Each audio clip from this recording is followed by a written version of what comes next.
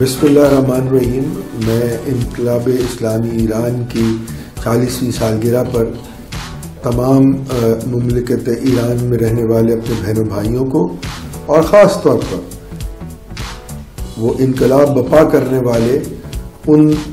نیک نیت لوگوں کو جنہوں نے اس انقلاب کے بعد ایران کی نہ صرف تزئین و آرائش اور اس کو پراپرلی بلڈ کیا، آج ایک ورلڈ پاور کے طور پر دنیا میں منوانے پر جو ہے وہ ان کو کامیابی حاصل ہوئی، مبارکباد پیش کرتا ہوں۔ اور میں یہ سمجھتا ہوں کہ دین کی ترویج اور دین کی اصل روح کے ساتھ جس طرح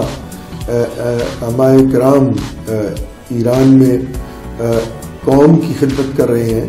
وہ دینی پیرائی میں رہتے ہوئے ہی ہو سکتی ہے۔